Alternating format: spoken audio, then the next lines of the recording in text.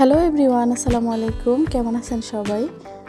আয়ানের সুন্নতে খাতনা করানোর পরে বেশ কয়েকদিন ধরেই ঘুম থেকে উঠতে একটু লেট হয়ে যাচ্ছে। আজকে ঘুমটা ভাঙলো আমার বড় দুলা ভাইয়ের ফোনেই। তো ফোন দিয়ে বলতেছিল গেট খুলতে। গেট খুলেই দেখি আমাদের বাসায় মেহমান চলে আসছে। তো এখানে ডালা নিয়ে চলে আসছে আর কি। আজকে যে আসবে আগে থেকে জানাই নাই। তো যাই হোক, আমি এগুলো এখন বের করে দেখছি যে কী কী নিয়ে আসছে। কারণ এসেই বলতেছিল এগুলো তাড়াতাড়ি খুলে ফেলতে, কারণ নষ্ট হয়ে যেতে পারে। এখানে সম্ভবত সবগুলোই পিঠা নিয়ে আসছে আয়ানের জন্য। তো চলেন বের করে দেখি। এই বক্সের মধ্যে আছে তেলের পিঠা, যেটা আয়ানের খুবই পছন্দ। আর এই বক্সের মধ্যে দিয়েছে সেমাই পিঠা। সেমাই পিঠা আয়ানের বাবার আমার দুজনেরই খুব পছন্দ, তবে আয়ান বেশি একটা পছন্দ করে না। আর এখানে দিয়েছে বড়া পিঠা আর পাটিসাপটা পিঠা।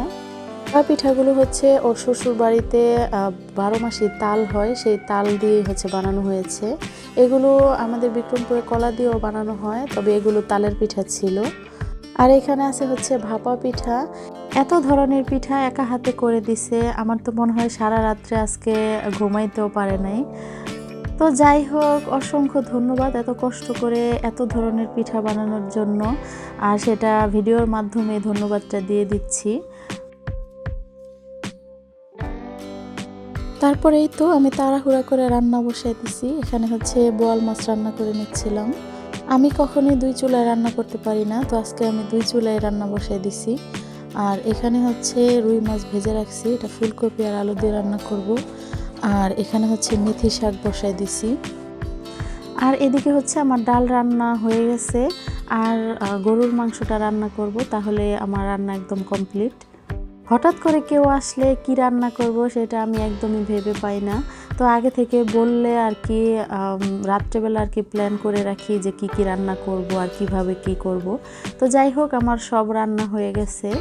তো তাড়াহুড়া করে রান্না করেছি, কেমন হয়েছে জানি না। তাড়াহুড়ার কারণ ওরা খাওয়া দাওয়া করেই চলে যাবে, সেই জন্য। বড় দুলা ভাই আর আমার ভাগিনা এসেছে, তো ওদেরকে খেতেও দিয়ে দিছি। আমার ভাগিনা লজ্জা পাচ্ছিল, ওর ভিডিও করা হচ্ছিল, সেই জন্য। ও মাদ্রাসায় পড়ে কিছুদিনের মধ্যে হাফেজ হয়ে যাবে আলহামদুলিল্লাহ। তো সবাই দোয়া করবেন। এদিকে আয়ানের জন্য ওর বড় চাচি আম্মু চিকেন আর পোলাও দিয়ে গেছে। তো ভালোই হয়েছে, যেহেতু গরুর মাংস খেতে পারবে না। সবগুলো ভাপা পিঠাই গোল গোল ছিল, আর এটা একটু বড় সাইজের ছিল। আমার আম্মাও বড় করে একটা ভাপা পিঠা বানায় কেকের মতো। ছোট ছোট করে বানাতে অনেকটা টাইম লাগে, সেই জন্য আমার আম্মাকে দেখতাম ছোটবেলা থেকেই বড় করে একটা পিঠা বানায় নিত। শুধু সাইজে একটু বড়, খেতে একই রকম, কোনো তফাৎ নাই। আজকের ভিডিওটি এখানে শেষ করছি। ভালো লাগলে একটা লাইক দিবেন। সবাই ভালো থাকবেন। আল্লাহ হাফেজ।